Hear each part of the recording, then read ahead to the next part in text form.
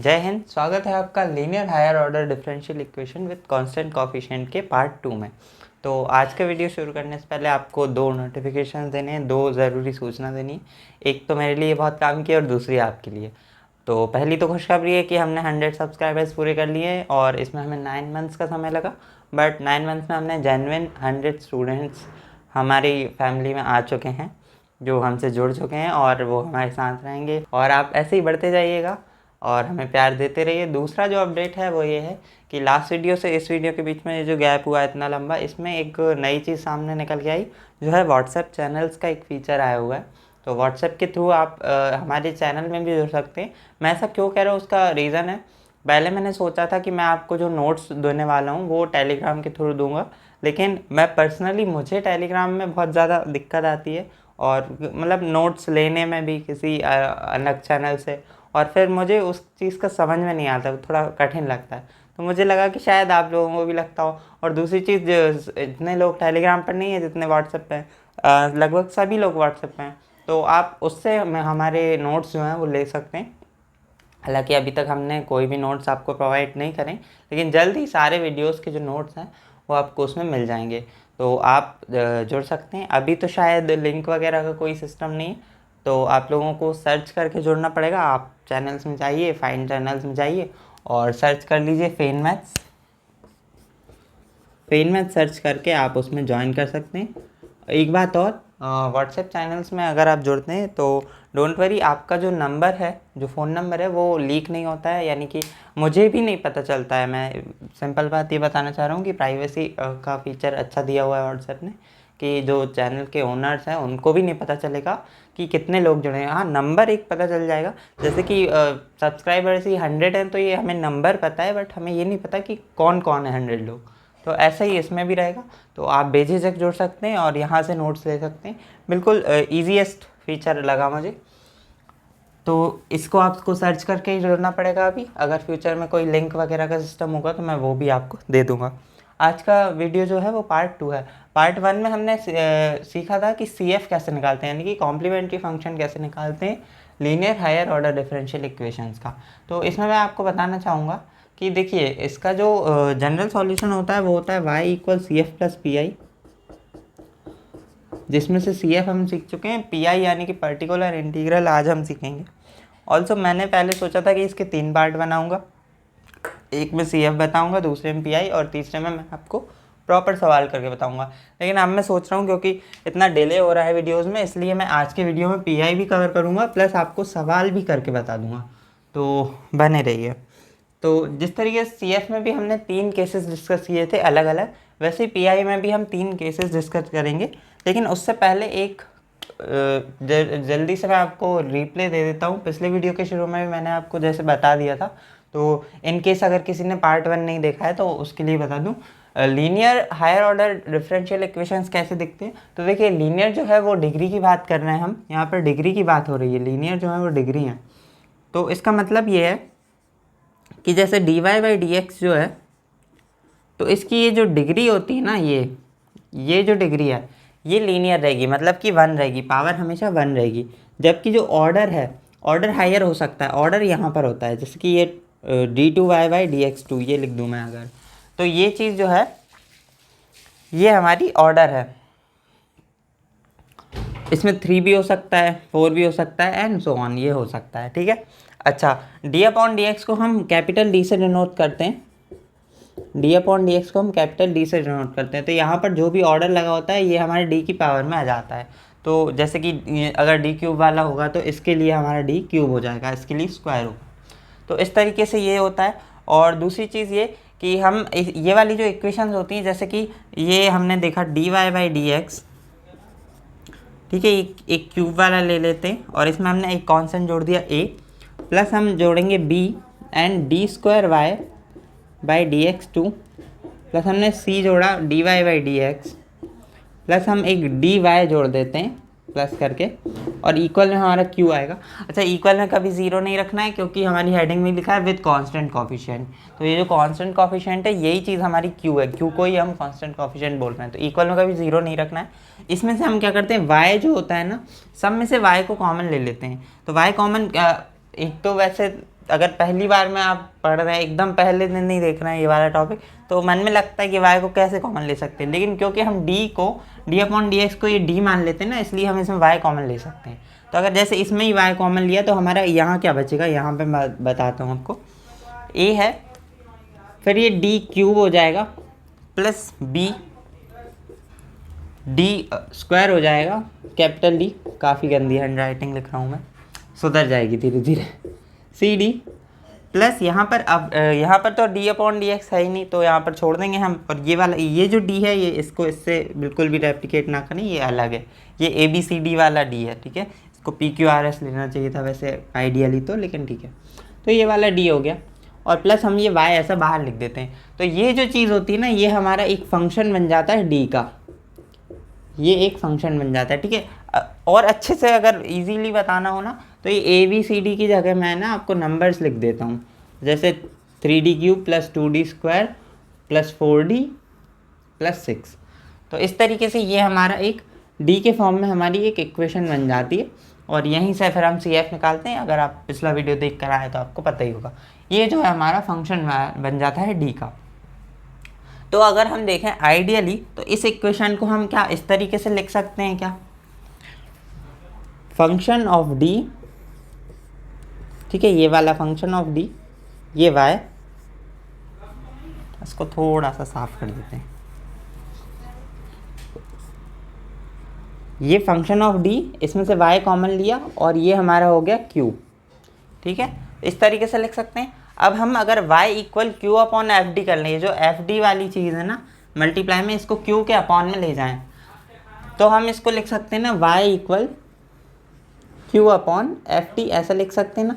तो ये हमने बिल्कुल, हमारी इक्वेशन थी उसमें से y कॉमन लिया, तो y के साथ की जो चीज़ बची वो d का फंक्शन था, इसलिए हमने उसको fd कर लिया, ताकि हमने छोटे में लिख लिया। fd y इक्वल q हो गई। अब fd जो है उसको q के अपॉन में ले गए। तो ये जो चीज़ होती है ना q/fd, इसी को बोलते हैं पर्टिकुलर इंटीग्रल, ठीक है। अच्छा, ये चीज़ डिपेंड करती है, हम इसको कैसे सॉल्व करेंगे, तो ये चीज़ डिपेंड करती है q पर। ये जो q है ना, इस पर डिपेंड करती है कि हम इसे कैसे सॉल्व करने वाले हैं। अब q क्या क्या हो सकता है, जैसे कि q हो सकता है हमारा e की पावर में कुछ हो, e की पावर ax लिख देता हूँ मैं नॉर्मली। अब a की जगह कुछ भी हो सकता है, e की पावर 3x 4x 5x कुछ भी हो सकता है।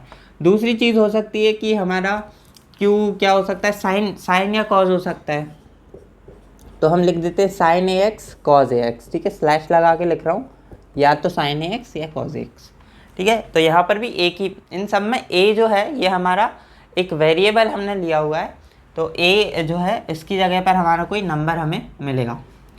और q क्या हो सकता है, और हो सकता है x का फंक्शन हो सकता है, x³ या x⁴, ठीक है। अब यहाँ पर a लिखना चाहिए मुझे, ऐसे a, ठीक है, इसमें भी हमें पावर से ही काम है।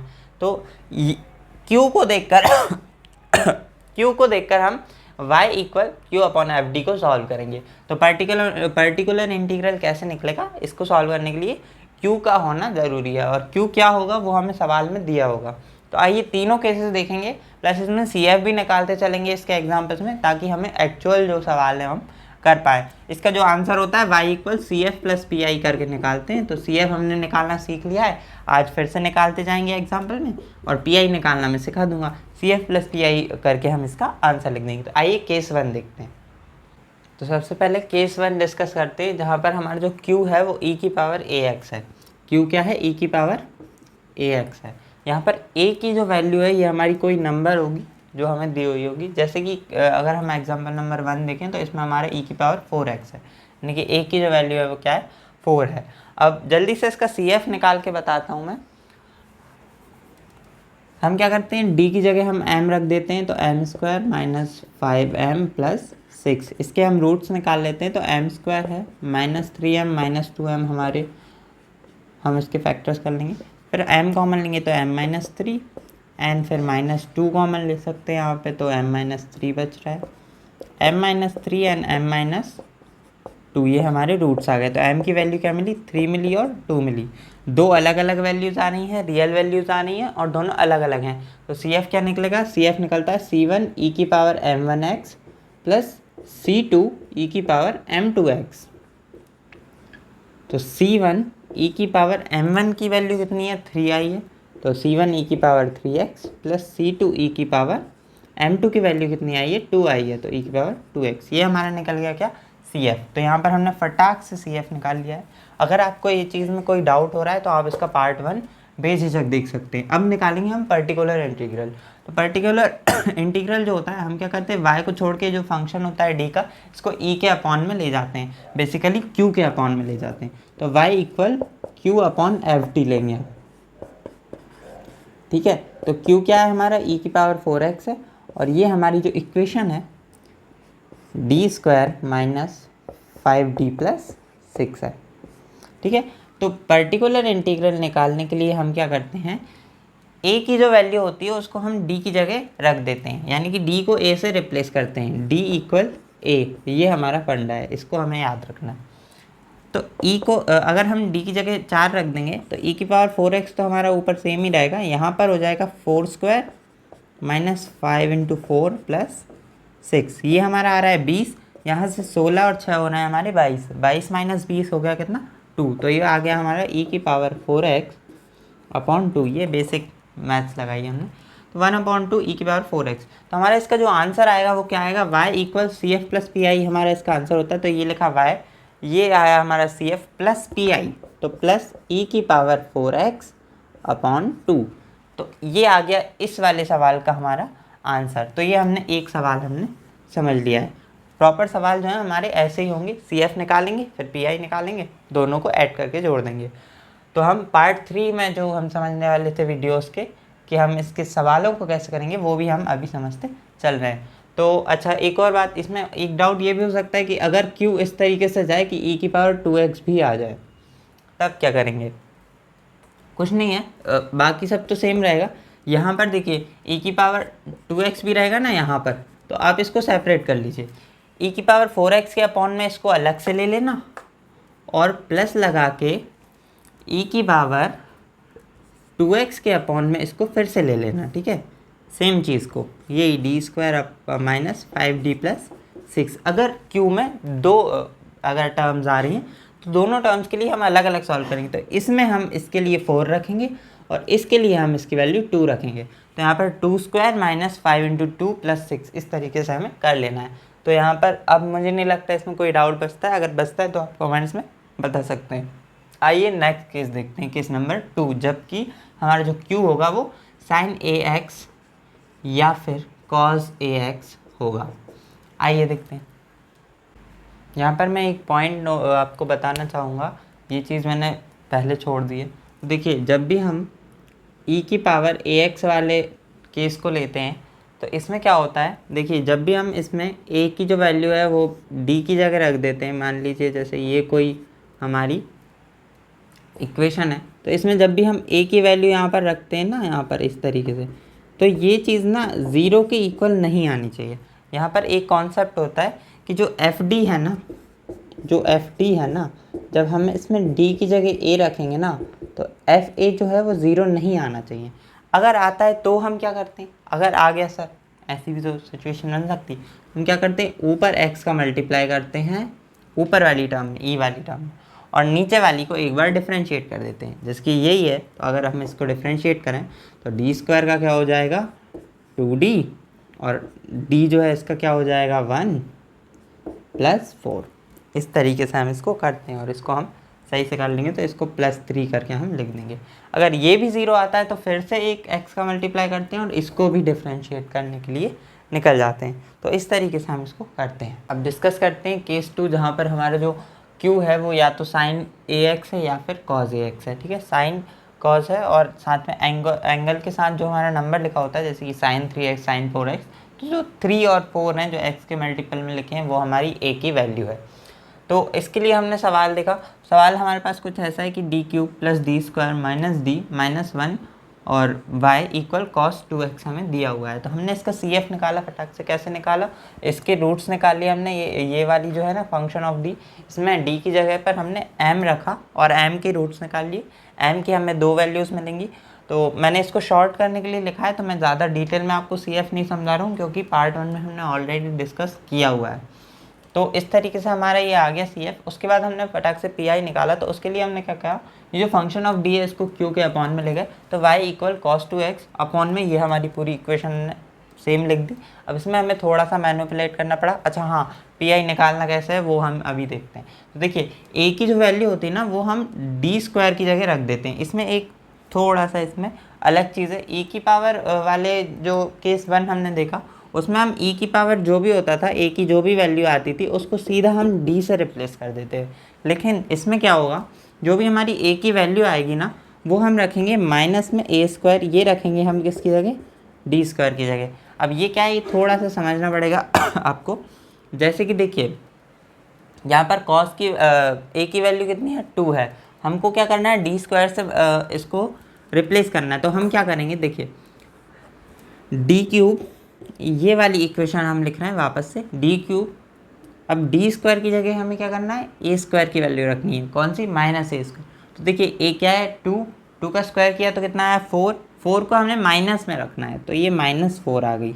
डी स्क्वायर की जगह हमने क्या रखा, -4। तो ये चीज़ हमें ध्यान रखना है, पहले हम स्क्वायर करेंगे फिर हम एक एक्स्ट्रा माइनस बाद में लगाएंगे, वरना आप कहेंगे, मतलब नॉर्मली थिंकिंग हमारी जाएगी कि क्योंकि स्क्वायर कर रहे हैं तो स्क्वायर के बाद माइनस तो बचता नहीं है, लेकिन ऐसा नहीं है, पहले स्क्वायर करिए फिर उसके बाद एक माइनस लगाना ही है। तो इसको हमने इसीलिए हमने क्या करा, थोड़ा सा मैनिपुलेट किया और हमने क्या किया, ये डी को पहले लिख लिया, ये माइनस डी को, और डी स्क्वायर को बाद में लिख लिया, इस तरीके से लिख लिया। अब यहाँ से देखिए अगर हम इसमें से डी कॉमन लें तो हमारा क्या बचा, डी स्क्वायर -1, ठीक है। और यहाँ से हम +1 कॉमन ले तो क्या बचा, डी स्क्वायर -1, ठीक है। डी स्क्वायर -1 कॉमन लिया तो हमारा क्या बचा, d+1, ठीक है, और डी स्क्वायर -1 अलग आ गया। तो ये d+1 जो है इसको हमने बाहर लिख लिया कुछ इस तरीके से, ये लिखा हुआ है, और डी स्क्वायर -1 को हमने अंदर लिख लिया। ऐसा क्यों किया, क्योंकि देखिए हमारा जो कॉस साइन वाले जो केस 2 है इसमें हम डी स्क्वायर को रिप्लेस करते हैं, इसलिए हमने डी स्क्वायर वाले टर्म को अंदर कर लिया। तो इस तरीके से हमने इसे किया। आई होप कि आपको ये चीज़ समझ में आ गई, इसलिए मैं फिर यहाँ पर रुक गया कि यहाँ से फिर मैं लिख के बताता हूँ। तो देखिए हम क्या करेंगे, 1/d+1 हमने लिखा, इसके बाद a की वैल्यू जो है उसको स्क्वायर करके माइनस में रखना है, तो d की जगह हम रख रहे हैं a की वैल्यू cos 2x, स्क्वायर किया तो आया हमारा 4, उसके बाद माइनस लगाना है एक, तो ये माइनस और ये -1, तो ये आ गया 1/-5, ठीक है। तो इसको हम लिख देंगे 1/5, यहाँ पर माइनस लगा देंगे, ठीक है। इसको थोड़ा अच्छे से लिखते हैं, -1/5 और 1/d+1, और ये cos 2x हमारा साथ में चल रहा है। अब देखिए जो हमारी बात हुई है, जो रूल है वो तो ये है कि डी स्क्वायर की जगह ही रखना है, लेकिन अब यहाँ पर डी आ गया तो डी की जगह तो रख नहीं सकते, तो सवाल रुक गया, अब क्या करेंगे। तो इसके लिए हम क्या करते हैं, इसको रैशनलाइज कर देते हैं। इसके लिए हम क्या करेंगे, d-1 से ऊपर नीचे हम मल्टीप्लाई कर देंगे। ये हम रैशनलाइज करते थे बहुत पहले किसी भी चीज़ को, तो हम उसके जो प्लस होता था तो उसको साइन चेंज करके ऊपर नीचे मल्टीप्लाई कर देते थे, वही वाला कॉन्सेप्ट है। तो इसमें हम क्या ऐसा क्यों कर रहे हैं, क्योंकि हमें a+b a-b की उससे हमें एक स्क्वायर मिल जाएगा, इसलिए हम इसको ऐसा करते हैं। और यहाँ पर हमें cos 2x भी लिखना है, तो ये हमें किस तरीके से मिलेगा, इसका पूरे का आंसर क्या मिलेगा, तो 1/5 -1/5 सेम रहेगा। अब ये d-1 आ जाएगा ऊपर, ये d-1 1 से मल्टीप्लाई होकर आएगा, और ये a² - b² यानी कि d² -1 आ जाएगा, और ये हमारा क्या है, cos 2x है।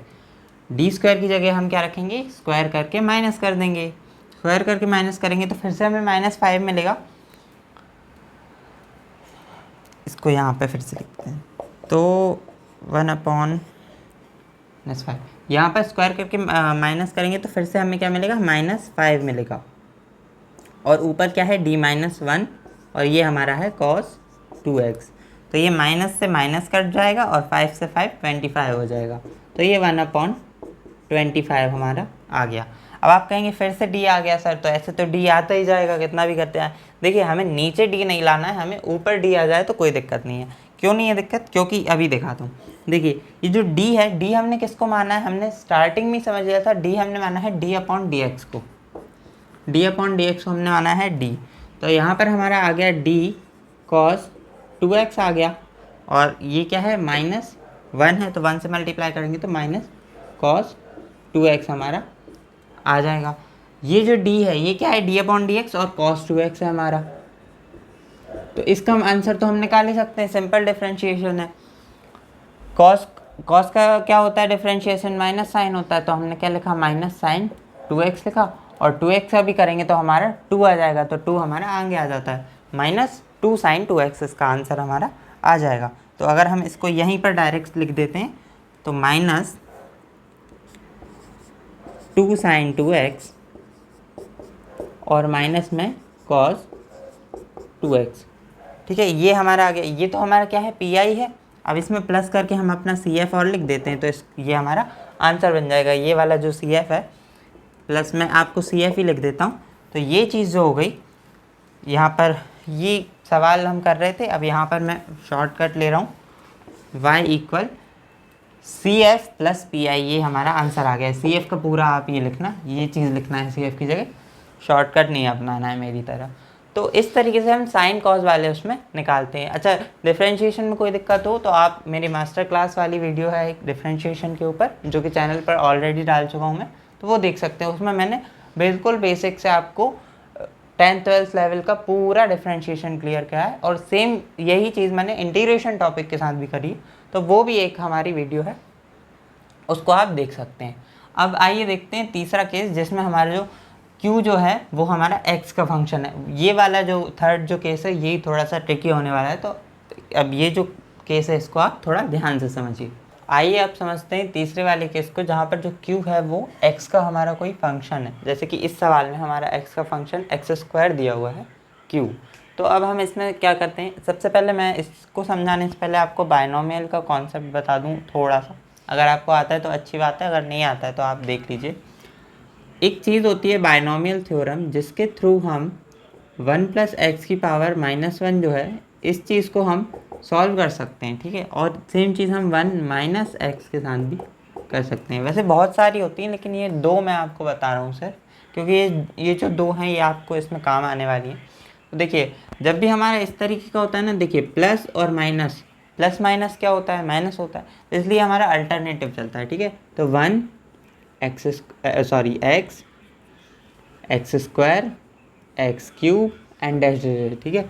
अब प्लस माइनस अलग अलग है ना, हाँ, तो प्लस माइनस जो है अलग अलग है ना, यहाँ पर एक प्लस है, यहाँ पर माइनस है, तो हमारा ये मतलब कि अल्टरनेटिव चलता है। जैसे 1+ का हो गया तो यहाँ पर माइनस प्लस माइनस, इस तरीके से कर लेते हैं। दोनों सेम है, जैसे कि माइनस माइनस है तो क्या करते हैं, तो सब में हम फिर प्लस ही लगाते हैं। 1 + x + x² + x³ और ऐसे चलता जाता है, एक एक पावर हमारी बढ़ती जाती है। तो इसको हम जब एक्सपेंड करते हैं तो इस तरीके से करते हैं, इसको एक्सपेंड करते हैं तो हम इस तरीके से करते हैं। बस इतना ही हमें बताना था। अगर डिफरेंट साइन होते हैं तो अल्टरनेटिव चलाते हैं, पहले ऑब्वियसली हम प्लस ही लेंगे। तो इस तरीके से हमारा ये होता है। अब ये कॉन्सेप्ट अगर आपको समझ में आ गया है तो जल्दी से लाइक बटन जो है आप दबा सकते हैं, ताकि मुझे पता चल जाए कि आपको ये कॉन्सेप्ट समझ में आ गया। खैर, अब हमारा एग्जाम्पल देखते हैं। तो एग्जाम्पल में हमें q का फंक्शन दिया हुआ है d² - 2d + 3y = x², ठीक है। x² है, यहाँ पर 2 है, हमें 2 से हमें काम है। तो अब देखिए हमने क्या करा, y = हमने x² अपॉन में ये fd का जो फंक्शन है ये नीचे ले लिया। y = हमने क्या किया, अब देखिए अब इसमें क्या करते हैं हम, fd का फंक्शन जब नीचे ले लेते हैं। अब इसमें आप ये बताइए, 3 टर्म्स हैं, d² है, ठीक है, दूसरी क्या है -2d है, और तीसरी क्या है 3 है। इन तीनों टर्म्स में d की सबसे लीस्ट डिग्री किस टर्म में है, ठीक है। d की पावर, d की घात सबसे कम कौन से पद में है, कौन सी टर्म में d की जो पावर है वो लीस्ट है। देखिए इसमें d की पावर कितनी है, इसमें d की पावर है 2, इसमें d की पावर कितनी है 1, इसमें d की पावर कितनी है। देखिए यहाँ पर d नहीं है, लेकिन क्या हम ऐसा नहीं लिख सकते d की पावर 0, क्योंकि किसी की भी पावर 0 का जो वैल्यू होती है वो क्या होती है, 1 होती है। मैंने ऑलरेडी इस पर एक शॉर्ट डाला हुआ है, ज़रूर देखना, क्यों किसी की भी पावर 0 का इक्वल 1 होता है। तो हमारा ये हम इसमें लिख सकते हैं। तो यहाँ पर d की पावर क्या आ गई, 0 आ गई। तो लीस्ट डिग्री टर्म कौन सी हुई, 0 वाली, यानी कि 3। ये वाली जो टर्म हुई है हमारी लीस्ट डिग्री टर्म हुई। लीस्ट डिग्री टर्म को हम क्या करते हैं, कॉमन लेते हैं। तो लीस्ट डिग्री टर्म को जब हम कॉमन लेंगे तो देखिए क्या आएगा, इसमें से हम लीस्ट डिग्री टर्म को कॉमन लेंगे तो ये कुछ इस तरीके से आ जाएगा 1/3, ऊपर का x² सेम रहेगा और नीचे हमारा सब में d से डिवाइड हो जाएगा, d² माइनस 2d/3 और ये 3 तो कॉमन चला गया तो यहाँ पर क्या बचेगा, +1 बचेगा। इस तरीके से हमारा हो जाएगा। ठीक है, अब इस चीज़ को हम थोड़ा ढंग से लिख लेते हैं। इसको ये हमने 3 कर लिया क्योंकि दोनों सेम है तो हम ऐसा कर सकते हैं, सिंपल चीज़ है। अब हम इसमें क्या करते हैं, ये वाली जो नीचे की चीज़ें हैं ना, नीचे डिनोमिनेटर में जितना भी कुछ है इसको हम ऊपर ले जाते हैं और -1 पावर लगा के लिख देते हैं। किस तरीके से, कुछ इस तरीके से। हमने 1 को आगे कर लिया, d² - 2d/3 के पावर जो है हमने 1 लगा दी, तो 1 + d² - 2d/3 इसकी पावर -1, x² जो है हमारा हमने बाहर लिख लिया और 1/3 हमारा सेम है। आई होप कि आपको ये चीज़ समझ में आ रही है। हमने क्या किया, d की पावर जो लीस्ट डिग्री टर्म थी उसमें से उसको कॉमन ले लिया, तो ये हमने कॉमन लिया तो ये बाहर आ गया। ठीक है, दूसरी चीज़ फिर हमने क्या करी, यहाँ पर नीचे जो कुछ भी बचा तो हमने जब कॉमन लिया तो यहाँ पर इन दोनों के तो डिवाइड में पहुँच गया, यहाँ पर जो 3 था वो कॉमन में आ गया, तो ये 1/3 x², ये चीज़ पूरी। अब ये चीज़ जो है इसको d² - 2d/3 +1 करिए या 1 प्लस ये पूरा सिलसिला, इसको इस तरीके से लिख ली। तो हमने 1 प्लस इसको इस तरीके से लिखा और हमने -1 पावर लगा दी क्योंकि हम डिनोमिनेटर की चीज़ को ऊपर ले जा रहे हैं। ठीक है, और x²। अब आपको हालांकि समझ में आ गया होगा, वरना आप स्किप कर सकते हैं, 10 सेकेंड पीछे वापस ले जाइए, फिर से समझिए। तो y हमने लिखा 1/3 और ये पूरी चीज़ लिखी और x²। अब यहाँ पर हम बाइनोमियल थ्योरम लगाएंगे तो देखिए 1 यहाँ पर क्या है प्लस, इस पूरे को हम x मान लेते हैं और पावर कितनी है -1। क्या ये चीज़ इस जैसी नहीं लग रही, अगर हम इसकी जगह x रख दें? बिल्कुल लग रही है सर, लग रही है। तो फिर क्या करेंगे, बाइनोमियल थ्योरम लगाएंगे सर। तो क्या करेंगे, देखिए प्लस है यहाँ पर माइनस है, तो हम क्या करेंगे, अब अल्टरनेटिव चलता है तो 1 - x + x² - x³। इस तरीके से हम इसको बढ़ाते जाते हैं। तो हमने क्या लिखा, 1 माइनस हमने लिखा पूरा x की जो वैल्यू, प्लस लगाकर हमने क्या लिखा, x²। हम चाहते तो क्यूब भी लिख सकते थे लेकिन हम नहीं लिखेंगे। क्यों नहीं लिखेंगे, अब यहाँ पर आता है थोड़ा सा कैच, हमें यहाँ पर थोड़ा सा दिमाग लगाना पड़ेगा। देखिए q की वैल्यू क्या है, x² है। ठीक है, ये जो d है ना, हम बाद में ये x को अंदर लाकर ये इस तरीके से इसको सॉल्व करेंगे, d² यानी कि x, d की जगह क्या होता है, d/dx। ठीक है, इस तरीके से इसको हम सॉल्व करने वाले हैं। तो हम d की क्या पावर ले सकते हैं ज़्यादा से ज़्यादा कि हमारा x 0 ना बने। देखिए x² है ना, तो एक बार डिफ्रेंशिएट करिए, यानी कि d की पावर हम 1 ले रहे हैं, एक बार डिफ्रेंशिएट करिए तो कितनी वैल्यू आएगी, 2x आएगी। अगर 2 बार करेंगे तो क्या आएगा, 2x, और 2x का एक और बार करेंगे तो 2 बचेगा। अगर हम तीसरी बार डिफ्रेंशिएशन करने जाएंगे तो ये हमारी वैल्यू 0 हो जाएगी, 20 नहीं होगी, 0 होगी। ठीक है, तो अगर हम इसके आगे चले भी जाएं तब भी हमारी वो जो वैल्यू आएगी जब हम x को सॉल्व करेंगे तो वो क्या आएगी, 0 आएगी। तो इसलिए हमें इससे लिखने की ज़रूरत नहीं है। ऑल इन ऑल, अगर आपको इतनी रामायण समझ में नहीं आई है तो एक चीज़ ध्यान रखनी है कि हमारी x की जो जितनी भी पावर है ना, d की पावर हम उतनी ही लेंगे, उससे एक भी ज़्यादा हम नहीं लेंगे।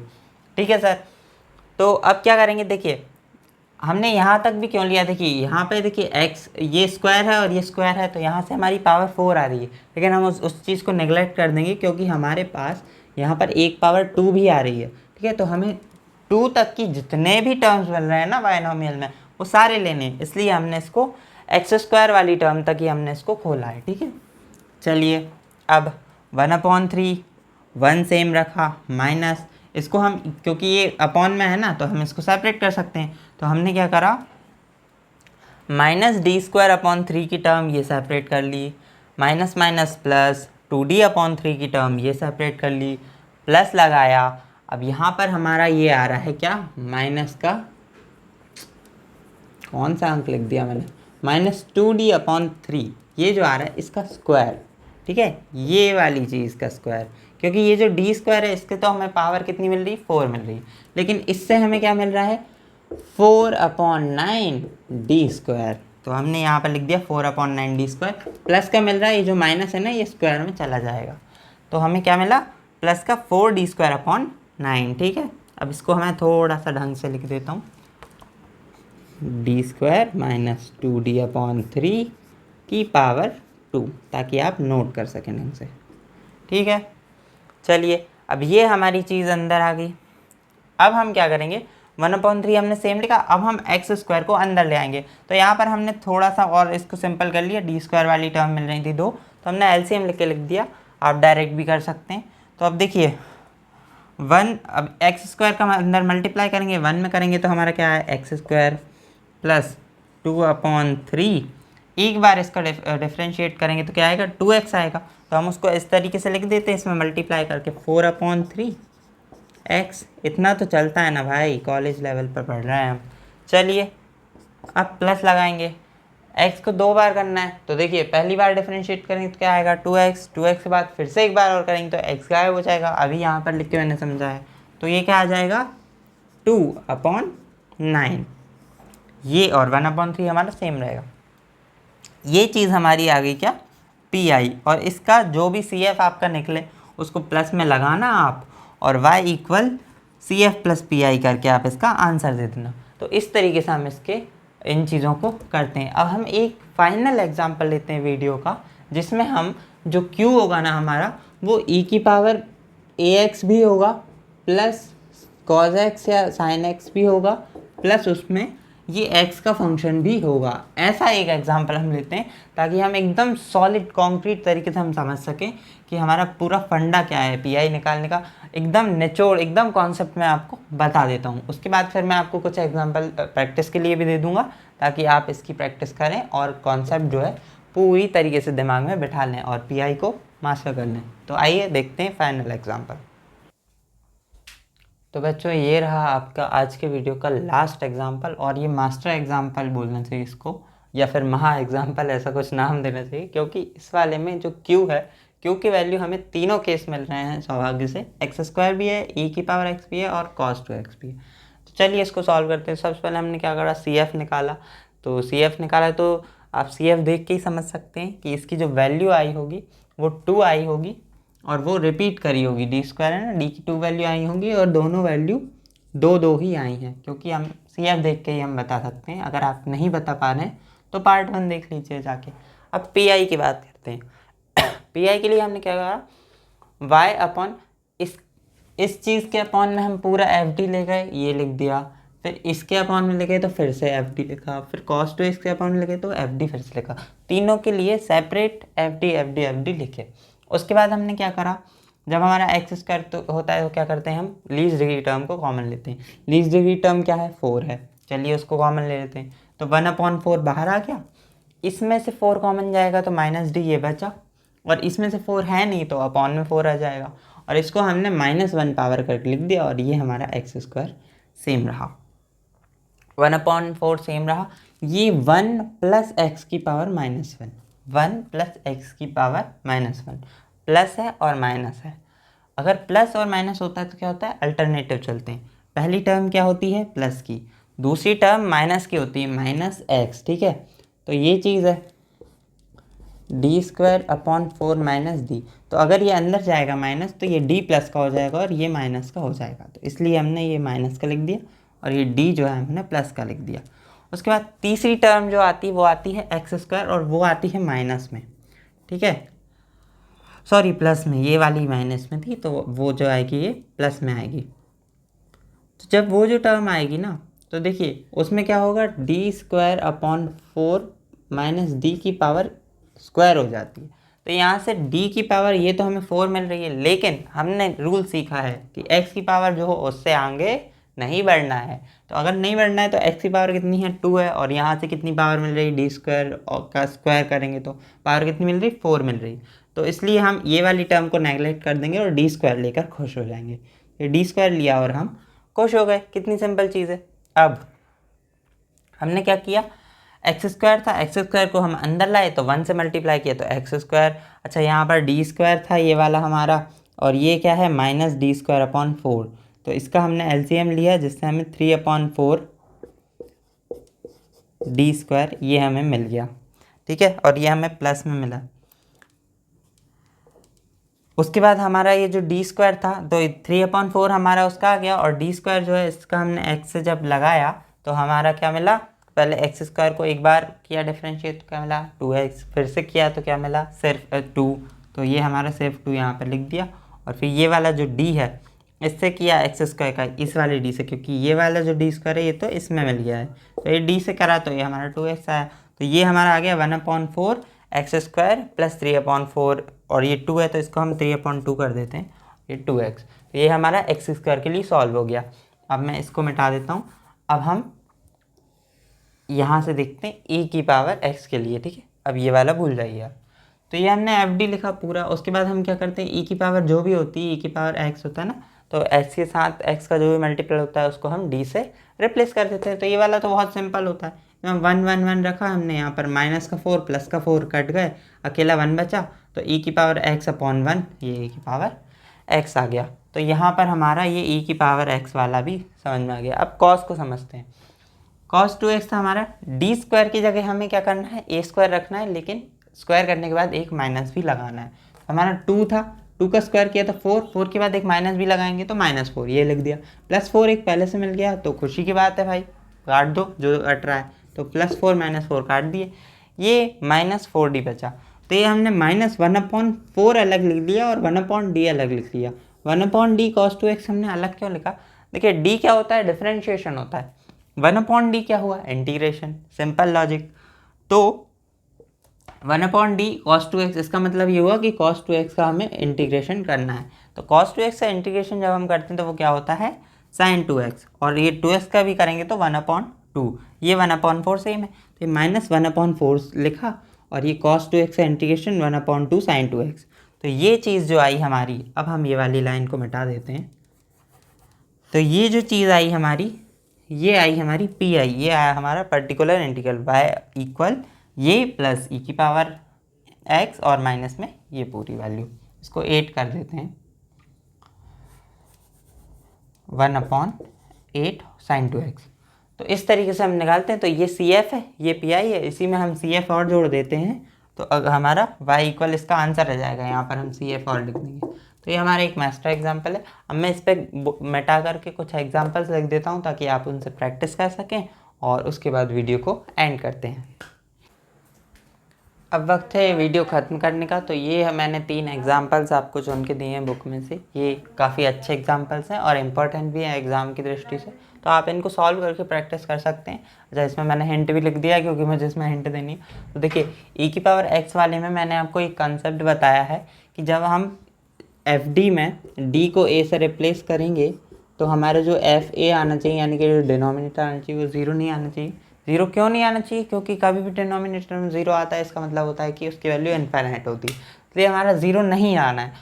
तो इस वाले केस में जब आप करेंगे ना, e की पावर वाला केस सॉल्व करने जाएंगे, -1 रखेंगे तो इसमें आपका 0 आएगा। इसका मतलब क्या हुआ, इसका मतलब ये हुआ, देखिए कैसे आएगा, यहाँ पर आप -1 रखेंगे तो क्या वैल्यू आएगी -1, यहाँ रखेंगे तो -1, -1 क्या हो गया -2, और यहाँ पर -1 रखेंगे तो d स्क्वायर है तो वो +1 बन जाएगी, तो ये +2 -2 0 आ जाएगा। तो ऐसे इसमें आएगी। तो इसमें आपको क्या करना पड़ेगा कि ऊपर एक बार x का मल्टीप्लाई करेंगे और इस पूरी जो FD वाली जो इक्वेशन है इसको एक बार डिफ्रेंशिएट करेंगे, जैसा कि मैंने आपको अभी केस 1 में बताया अभी, ठीक है। तो इस तरीके से आपको ये फर्स्ट वाला एग्जाम्पल करना है। सेकंड वाला है, फिर ये भी, ये तो इजी है, और थर्ड वाला है, ये भी इजी ही है। तो ये वाला थोड़ा सा ट्रिकी है, इसको आप करके देखिए, ये वाला कॉन्सेप्ट ज़रूर लगाइए। तो इस तरीके से था आज के वीडियो में, इतने ही अपडेट्स थे और यही एग्जाम्पल हैं। आई होप कि आपको ये वाला जो कॉन्सेप्ट है पूरा समझ में आ गया है। मैंने एक वीडियो में CF समझा दिया, दूसरे में PI, प्लस मैंने क्वेश्चंस भी करने आपको बता दी किस तरीके से आपको क्वेश्चंस करने हैं। अच्छा, एक और बात जो मैंने आपको अपडेट दिया कि आप व्हाट्सएप चैनल से जुड़ सकते हैं। इन फ्यूचर जब मैं नोट्स डालूंगा तो वो उसके थ्रू आपको दे दूंगा। ईजीएस्ट वे है नोट्स देने का, तो मुझे लगा ये आपको बताना चाहिए। तो do not forget to join our WhatsApp channel.